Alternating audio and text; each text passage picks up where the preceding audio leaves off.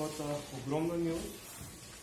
Господь, мы благодарим Тебя за Твою огромную милост. За това, че можем да се съберем в Твоето име. За то, что мы можем собираться в Твое имя. Да отворим страниците на Твоето Слово. Чтобы открывать страницы Твоего Слова. И да се научим от него. И учиться от Него. Нека да молите да успокоиш нашите сърца. Просим, что Ты успокоил наши сердца. Да можем да слушаме, да вземаме най-различни истини. Чтобы мы могли слушать и принимать различные истины. И те да могат да формират нашия християнски живот. Чтобы они могли формировать нашу христианскую В Твоето жизнь. име се молим. Амин. Молимся в Твое имя. Аминь.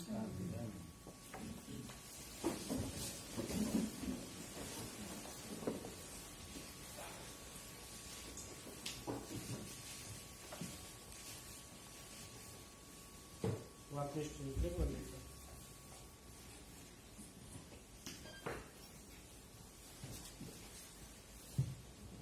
Само да гледам микрофона. Влад, микрофона работи ли или не работи?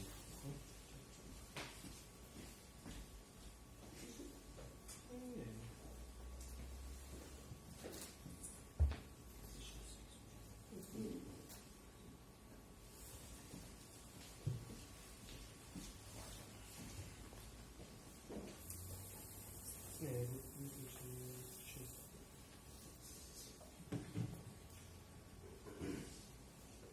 Не е важно, аз на български така. Не е проблем. Така, аз така или иначе ще говоря на български език. Так или иначе, я буду говорить на болгарском, За да може да чувате по-добре превода там ще. чтобы вы лучше слышали перевод. Така, едно от най-удивителните неща за мен, Одно из самых удивительных вещей обо мне, което ме вдъхновява много, то, что меня очень вдохновляет, е когато виждам животните строители. когда я вижу Животните строители. животных строителей. Не знам дали сте виждали как бобъра плете стени, за да удържа водата. Я не знаю, наблюдали ли вы, как бобер сплетает вот эти стены, чтобы удерживать воду. Да. Или пък как паека създава невероятно тънка мрежа. Или как паук создает невероятно тонкую паутину. Много здрава и невидима за жертвата. Очень крепкая и невидимая для жертвы. Или пък как пчелата създава своите геометрични клетки, за да събира своя мед.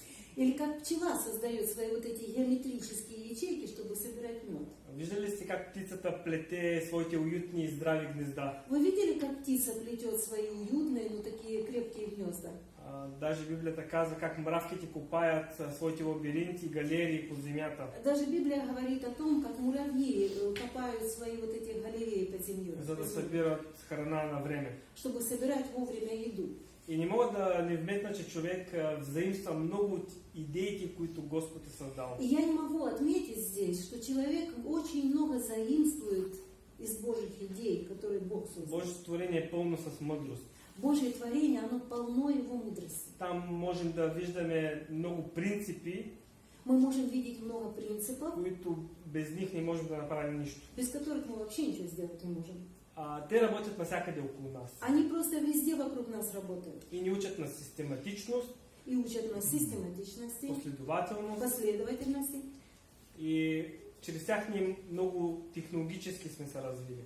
И именно через них мы очень развились технологически. Например, когато строим дом. Например, когда строим дом. Едно от най-важните неща е изборът на място. Одно из самых важных вещей – это выбрать место. И полагането на здрава и стабилна основа. И, конечно же, поставить здравое, стабильное фундамент. Следват добри и качествени материали. А потом следующим этапом добрые, качественные, хорошие качественные материалы. Като едно от задължителните неща е да съблюдаваме технологията. И один из обязательных моментов – соблюдать технологию. И методите за изпълнението. И методы работы. Пропуска на всеки един етап довежда до негативни последствия. Ошибка на каждом любом этапе ведет к негативным последствиям. Което забележете. И обратите внимание на это. За жалост, много трудно и скъпо се поправя. Очень трудно и дорого исправить потом эти ошибки. А понякога дори е невъзможно да се иногда поправи. даже невозможно их исправить. И да, домът на външен вид може да изглежда красив. И да, внешний дом может выглядеть очень симпатично, добре устроен, хорошо обустроенный, функционален, функциональный. но забележите, във време на буря Но обратите внимание, что во время бури излиза наяве това, което не се вижда. станет явным то, что невидимо. Трагедията е, че грешките не се виждат в слънчев ден. Трагедия в том, что ошибки не видны в солнечный день. Те се разкриват, когато идва бурята. Они открываются во время бури. Помните ли земетресението в Турция? Вы помните землетрясение в Турции? Това беше една огромна трагедия, Это была очень большая трагедия. отнемайки хиляди невинни животи. Она забрала просто тысячи невиновных жизней.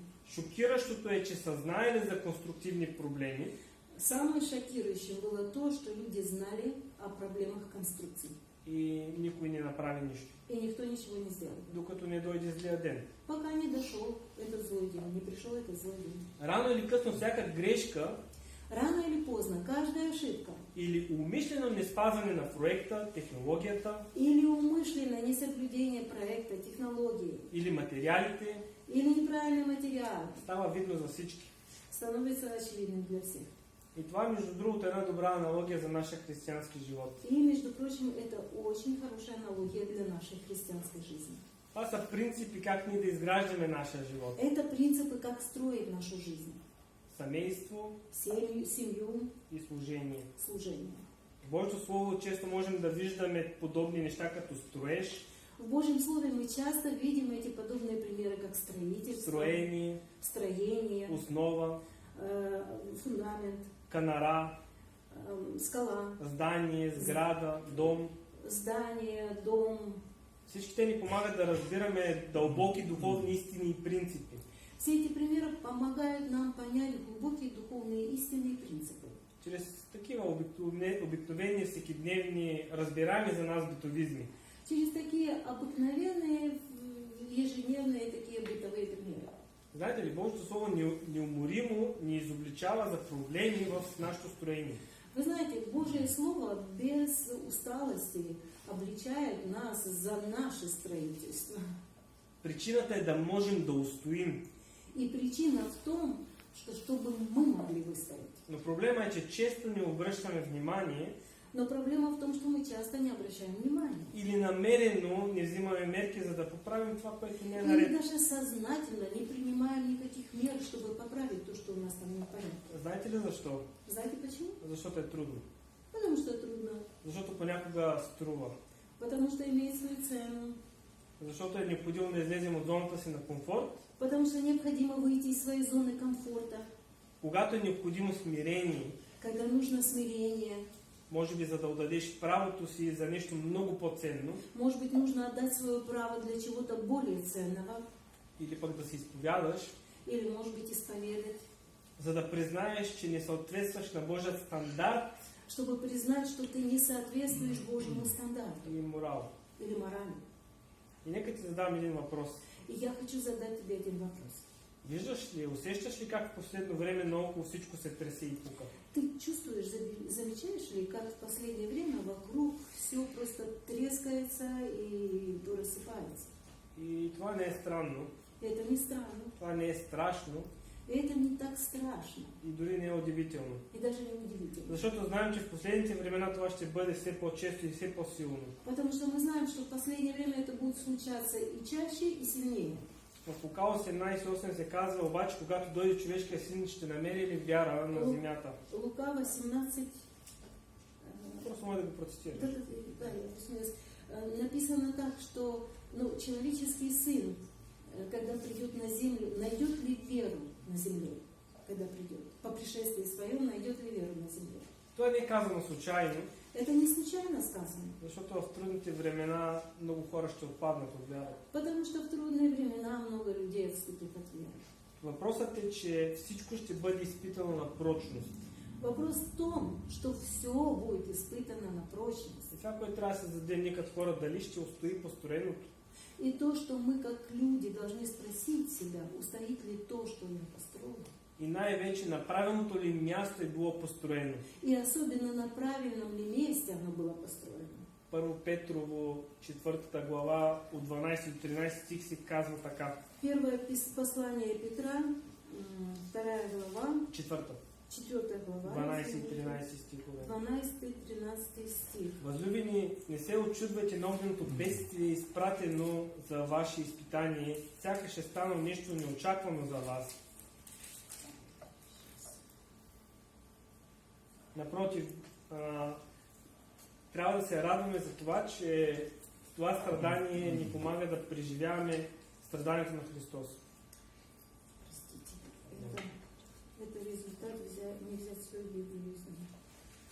Лука 18, 1 Петрово 4, 12. Да. 1 Петра.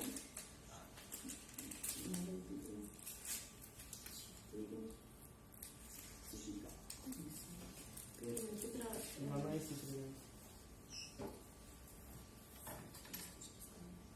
4, 12, 13. Возлюбленные, огненного искушения для испытания вам посылаемого не чуждайтесь, как приключения для вас странного. Но как вы участвуете в христовых страданиях, радуйтесь, да и в явлении славы Его возрадуйтесь и восторжествуйте.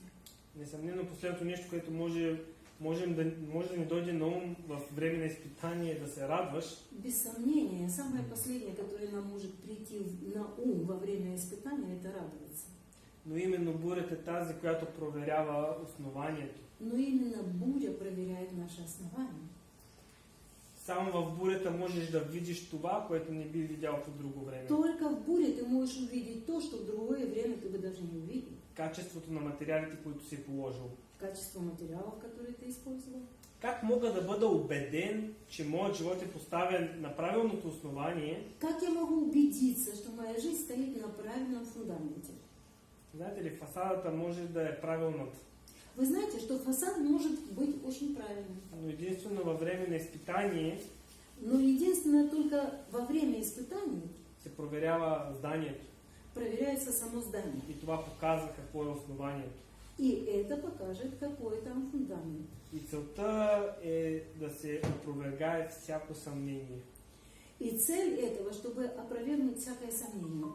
И живота да придоби истинска ценност. И чтобы жизнь получила настоящую ценность. Нека да прочетем Притчи 27-21. Давайте мы прочитаем притчи 27-21. Там се казва: съда, затопение, изпитва среброто, пеща, златото. Човек обаче се изпитва чрез изговореното от устата му на тези, които похвалят. Притчи 27-21. Что плавильня для серебра, да? Горнило для золота, то для человека уста, которые хвалят его. Това, което изпитва в случая, нали, златото, това е пещта. То, что в нашем случае испытывает золото, например, это печь. Изпитанията разкриват истинския характер на човека. Испытания показывают настоящий характер человека. Както огъня показва истинската чистота на злато. Так как огонь показывает настоящую чистоту золота. Отворим Откровение 3 глава, 17 стих. Давайте посмотрим в Откровение, 3 глава, 17 стих. Там е написано така: понеже казваш, богат съм, забогатях и от нищо не се нуждая, а не знаеш, че си нещастен, но каян, беден, сляп и гол. Ибо ты говоришь: я богат, разбогател, и ни в чем не имею нужду. А не знаешь, что ты несчастен и жалок, и нищ, и слеп, и наг. Тук Исус се обръща към църквата в Ладикия. Тут Иисус обращается к церкви в Ладикии. Да купят злато, пречистено през огъня. И Он им говорит: советую тебе купить у меня золото огнем очищенное. Това символизира истинското духовно богатство, Это символизирует настоящее духовное богатство, което идва след изпитанието. которое приходит после испытания. Огънят представлява изпитания, страдания, трудности, изкушения. Огонь символизирует испытания, страдания, трудности, искушения. Забележете, които Бог позволява, за да пречисти вярата и характера на вярващия. Обратите внимание, что Бог хочет очищать характер и веру верующих. Златото символизира духовната стойност. Золото, оно символизирует духовную цену.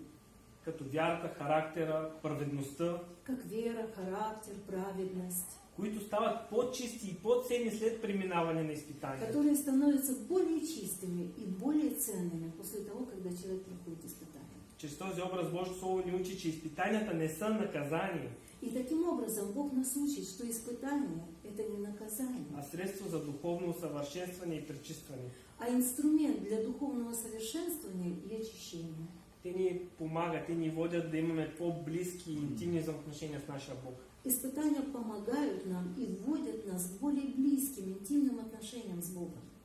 Понякога трябва да няма вече за какво да се захванеш, за да можеш да се обърнеш към Бога с чиста. Иногда просто есть необходимо, чтобы тебе было просто не за что взяться, чтобы обратиться к Богу. Може би Бог просто трябва да изчисти всички от тези неща, за които се държиш. Иногда, возможно, Богу нужно вычистить все то, за что ты хватаешься, За да можеш най-сетне да чуеш. чтобы ты, в конце концов, мог услышать. Въпреки всичко Бог ти дава и обещания, и предупреждения. Несмотря ни на что, Бог дает и обещания, и предупреждения. 1 Коринтияни 10:13 казва: никакво изпитание не ви е постигнало, освен това, което може да носи човек, но верен е Бог, който няма да ви остави да бъдете изпитани повече, отколкото ви силата, а заедно с изпитанието ще даде изходен път, така че да може да го издържите. 1 Коринфянам 10:13 говорит так: «Вас постигло искушение не иное, как человеческое, и верен Бог, который не попустит вам быть искушаемыми сверх сил, но при искушении даст облегчение, так, чтобы вы могли перенести». Бог е верен и ние днес си говорихме много за Неговата милост. Бог верен, и сегодня мы много говорили о Его милости. И ние винаги можем да се оплаваме на Неговата милост. Мы всегда можем доверять Его милости. Че в крайна сметка нашия живот стои в Неговите ръце. Потому что в конце концов наша жизнь находится в Его руках. И ние винаги можем да се обърнем към И Него. мы всегда можем обратиться к Нему. 1 Коринтияни 3:11 казва: защото никой не може да положи друго основание, освен положеното, което е Исус Христос. 1 Коринфянам 3 глава 11 стих говорит: «Ибо никто не может положить другого основания, кроме положенного, которое есть Иисус Христос». Този стих ни предупреждава, че единственото истинско основание, върху което ни трябва да изграждаме нашия духовен живот, е Христос. Этот стих предупреждает нас, что единственное настоящее духовное основание, на котором мы можем строить нашу христианскую жизнь, это Иисус Христос. Разберете, няма друга алтернатива. Поймите, нет другой альтернативы. Няма човешка идеология, философия или добри дела. Нет человеческой идеологии, философии или добрых дел. Всичко това е като пясъка. Все остальное как песок. Библията казва: прииждат водите и не остава нищо. Библия говорит, что когда воды нахлынут, ничего не останется. Дори да си най-богатия човек на света, когато дойде болестта и парите няма да те спасят. Если ты сам, даже самый богатый человек на земле, приходит болезнь, и даже деньги тебя спасти не могут. Матей 7:24-27 се казва именно това. И тъй всеки, който слуша тези мои думи и ги изпълнява, ще се оприлича като благоразумен човек, който изгражда къщата си на камък и заваля дъжда, придоха реките, духнаха ветровете и връхлетяха се върху тази къща и забележете, и тя не рухна. Матфея 7 глава, 24-27 с стиха. 24 до 27 стиха. «Итак, всякого, кто слушает слова мои эти и исполняет их, уподоблю мужу благоразумному, который построил дом свой на камне. И пошел дождь, и разлились реки, и подули ветры, и устремились на дом тот, и он не упал, потому что основан был на камне.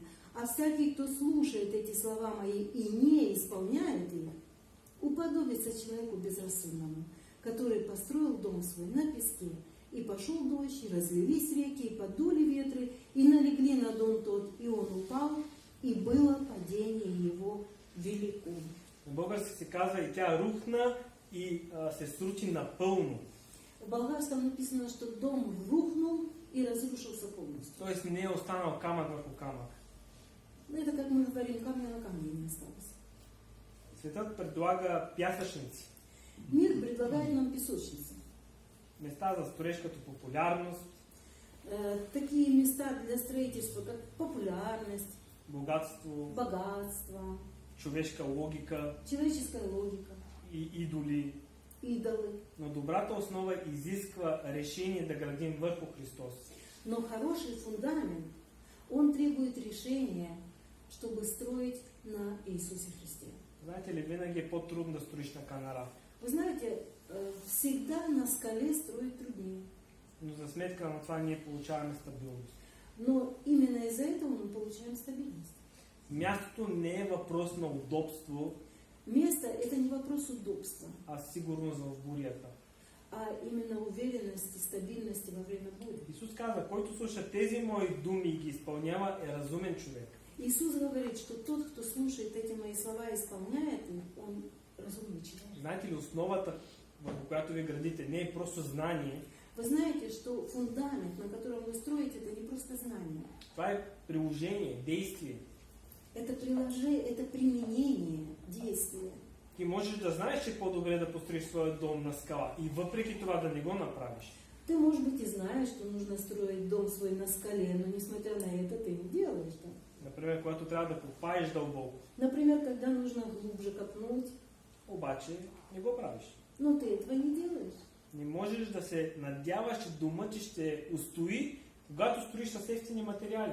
Ты не можешь надеяться, что дом твой устоит, когда ты строишь из дешевых материалов. Правейки компромис, след компромис, след компромис. Делая компромиссы, компромиссом за компромиссом.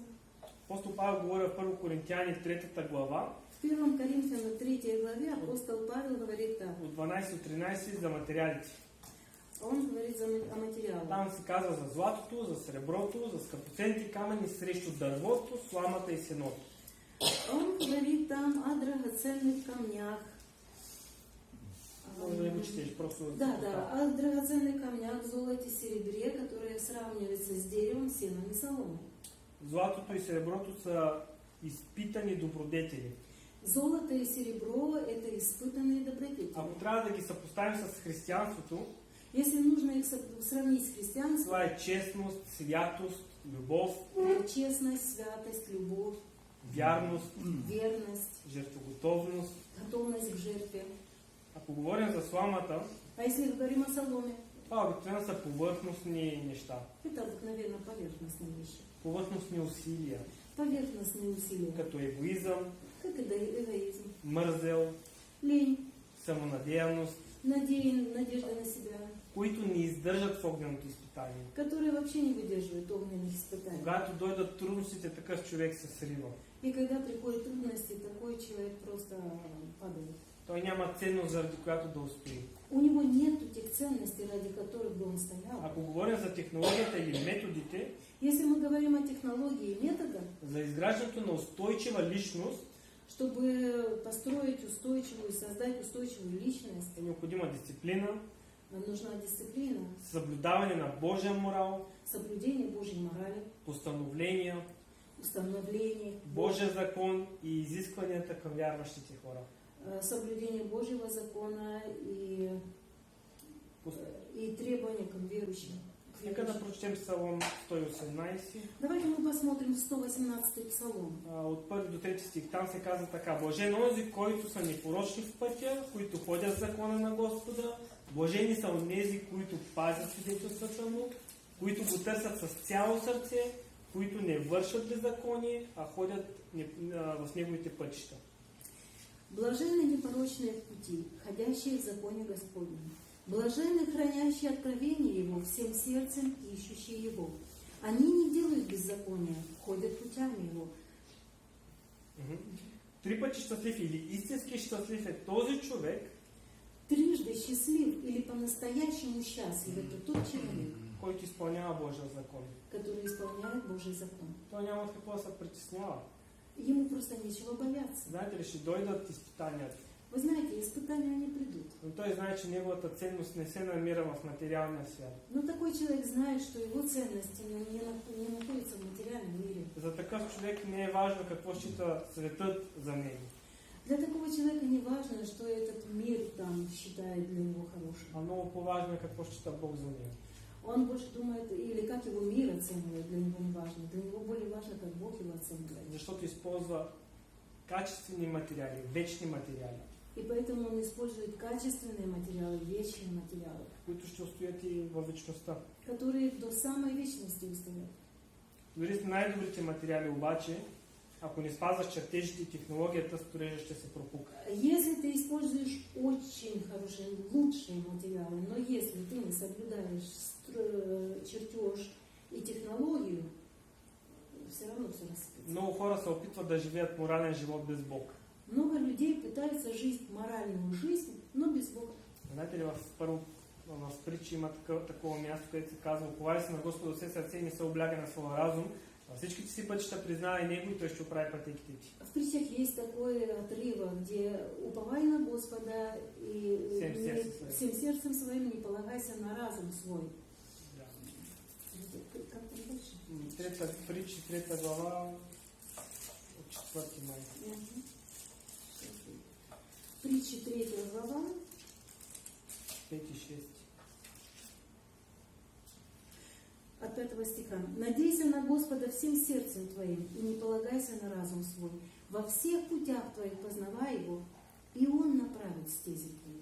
Между другото, запомните този стих на Иисус. Между прочим, выучите этот стих наизуст. Наистина много ценен. Он действительно очень ценен. Божите технологии са молитвата, изучаването на Словото и общението в църквата. Божьи технологии – это молитва, изучение Слова Божьего и общение в церкви. Не можеш да имаш успешен християнски живот, ако не прилагаш тези неща. Ты не можешь иметь успешную христианскую жизнь, если ты не применяешь в своей жизни. Ти можеш да казваш, че имаш добри добродетели, но ако ти не ги прилагаш в тялото Христово, те не струват нищо.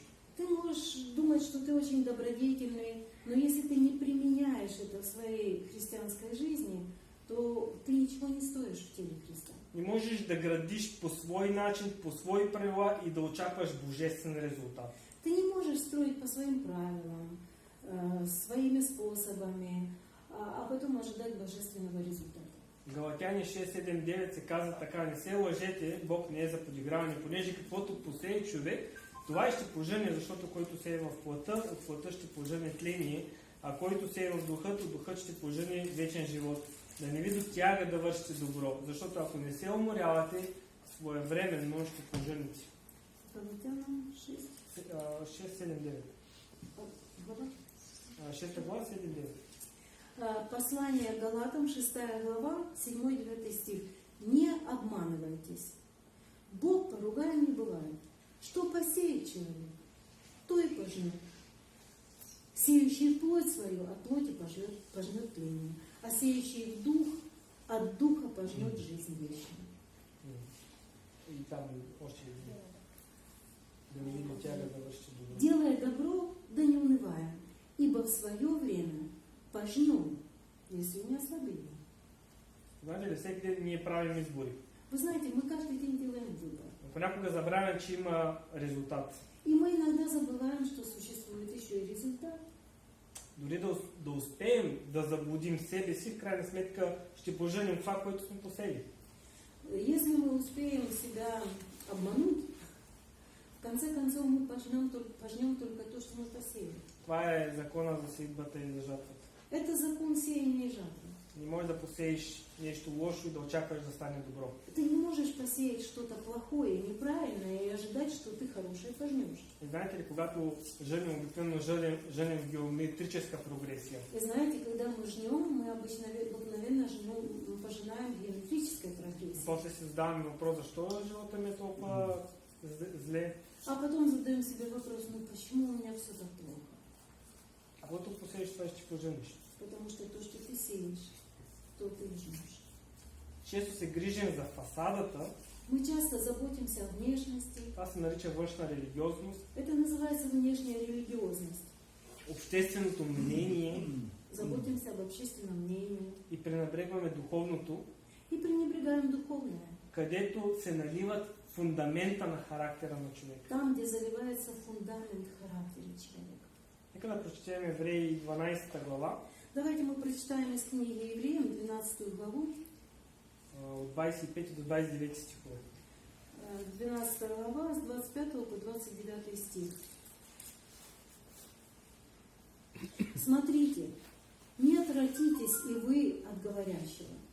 Если те, не послушавшие глаголовшего на земле, не избегли наказания, то тем более не избежим мы, если отвратимся от глаголющего с небес, которого голос тогда поколебал землю, и который ныне дал такое обещание: еще раз поколеблю не только землю, но и небо. Слова «еще раз» означают изменение колебаемого, как сотворенного, чтобы прибыло непоколебимое. До 27. За 29. Итак мы, приемля Царство непоколебимое, будем хранить благодать, которой будем служить благоугодно Богу с благоговением и страхом, потому что Бог наш есть огонь поедающий. Знаете ли кое ми харесва в Библията? Вы знаете, что мне нравится в Библии? Тя никога не спестява грешките на хората. Она никогда не умаляет, не игнорирует, не умаляет ошибки людей. Само и само за да изглежда по-добре. Ну, только чтобы лучше чуть-чуть так выглядело. Наобратно, тук се показват хора, които са допуснали грешки и какви са били последствията.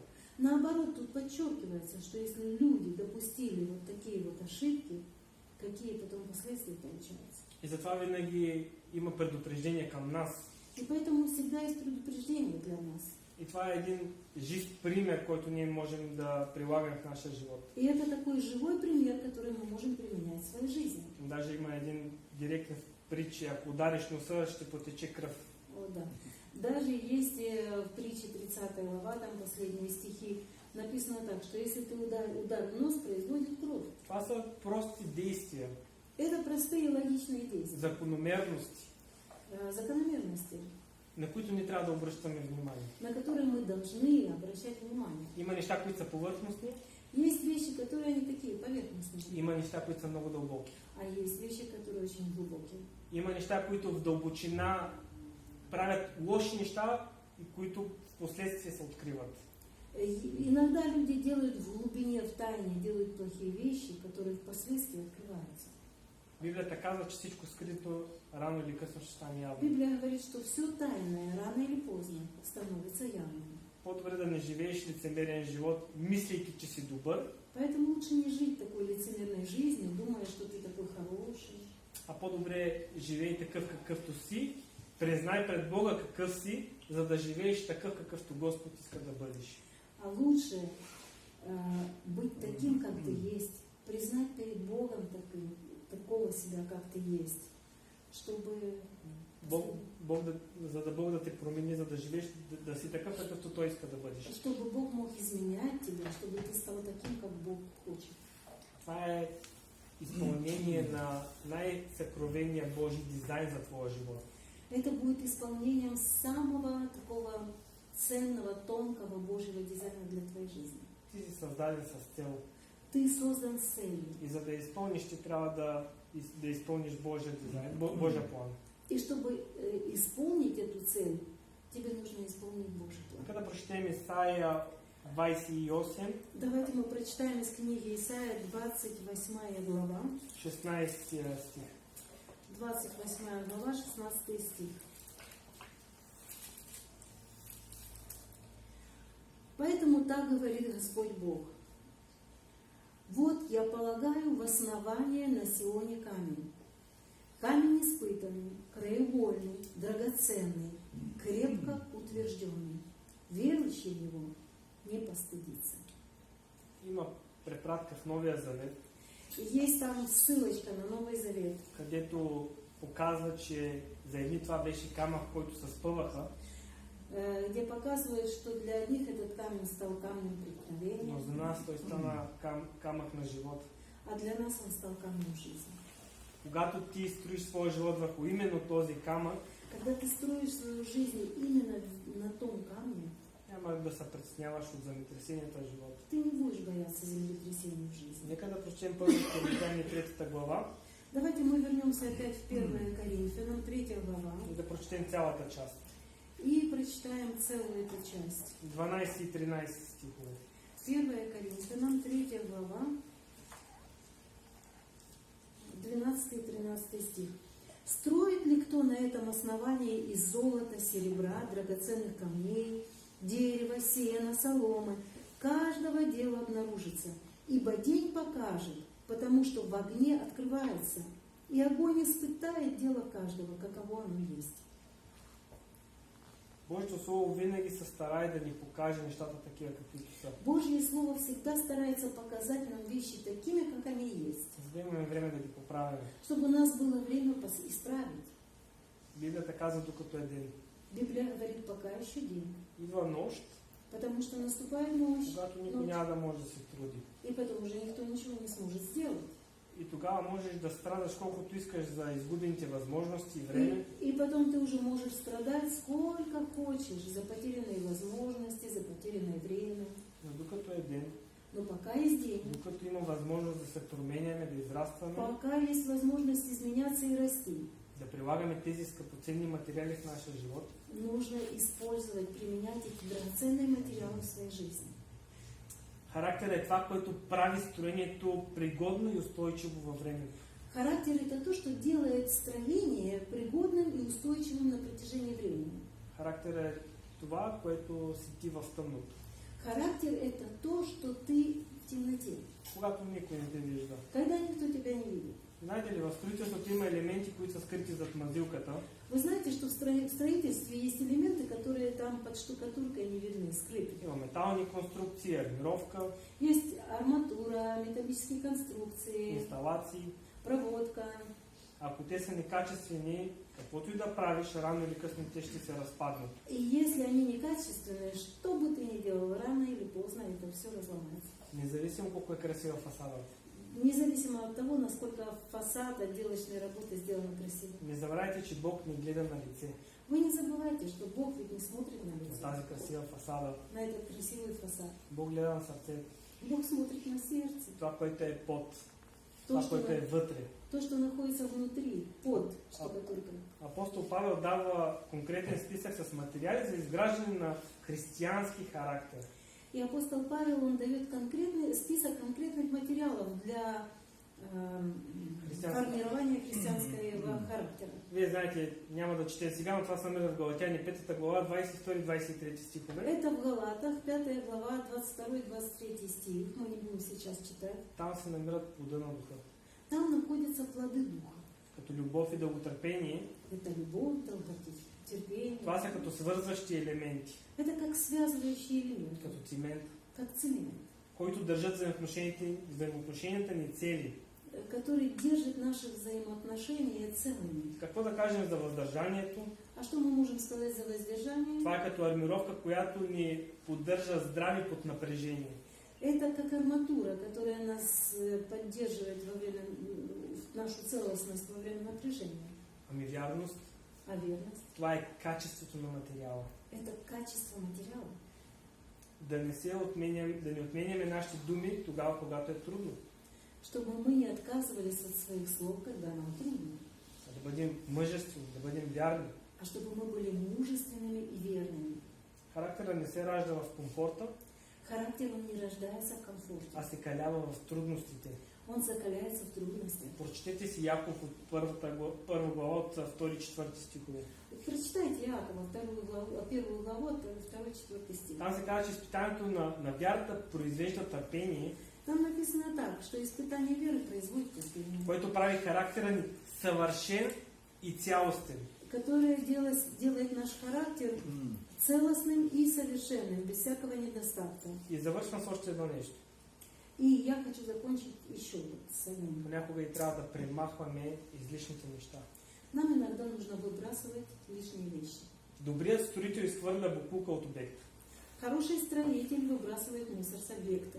Изграждането на характер изисква да се облечем стария човек и да се облечем в новия. Созидание хорошего характера, оно требует одеваться в нового человека и снимать с себя старого человека. Трябва да оставяме всички онези лоши навици, които всеки един от нас държи. Нужно оставить все вот эти плохие привычки, которые каждый из нас удерживает. Това се намира в Ефесяни 4 глава, 22 стихове. Это в Ефесянам 4 глава, 22 стих. Да. Характерът определя капацитета на сградата. Потому что характер, он определяет характеристики здания, строительства. Знаете ли, ако трябва да сме честни, много хора искат големи благословения. Знаете, если мы будем честными, много людей хотят больших благословений. Представете си, че това е покрива Представьте себе, что это крыша, но нямат характера. а у них нету характера. Представете си, че това са стените. Представьте себе, что характер это стены. За да ги носят безсилен характер, те просто ще се разпаднат. Чтобы нести такую крышу с таким слабым характером, это просто разломается, это строение. Успеха просто ще ви смаже. Успех вас просто размажет. Знаете ли, интересно е, че има хора, които се боят от успех. Вы знаете, что есть люди, которые боятся успеха, Понеже не знаят какво ще правят после, ако станат успешни. потому что они не знают, что дальше делать, если они будут успешны, если станут успешны. Именно затова в Библията винаги има време. Поэтому всегда в Библии говорится о времени, учитывается время. Когато Бог призовава някой, Когда Бог кого-то призывает, Той го провежда през най-различни изпитания, за да формира характера му, Бог проводит его через разные испытания, чтобы сформировать его характер, за да стане пригоден. чтобы он стал пригодным. Без силен характер не можеш да устоиш. С бессильным характером устоять не можешь. Бог първо гради човека, а после му поверява мисия. Вначале Бог созидает, строит человека, а потом доверяет ему миссию. И така, ако можем да направим някакво заключение, всеки един от нас се намира на различен етап. Итак, если мы хотим прийти к какому-то выводу, то каждый из нас находится на разном этапе. Може би някой тук от нас все още трябва да определи мястото или основата. Может быть, кто-то из нас все еще должен определить место, где поставить фундамент. Библията казва, че единственият фундамент, на който може да строиш своя живот е Христос. Библия говорит нам, что единственный правильный фундамент, на котором можно построить жизнь, это Христос. Може би някой се намира на етап върху основата да гради. Может быть, кто-то находится на этапе, когда нужно уже от фундамента дальше поднимать стены. Не прави компромиси. Не делай компромиссов. Рано или късно всеки компромис е пукнатина. Рано или поздно каждый компромисс даст трещину. Това е трудно и скъпо за поправяне. Это очень трудно и дорого исправлять. А понякога дори невъзможно. А иногда даже невозможно. Може би се намираш на етап, когато вече сградата стига до покрива. Может быть, ты уже находишься на том этапе, когда ты уже до крыши там достроил. Не се страхувай, когато Господ те призвал за служение. Не бойся, когда Бог позовет тебя на служение. През целия път Той е работил с твоя живот, с твоя характер, изграждал те, за да може да те използва.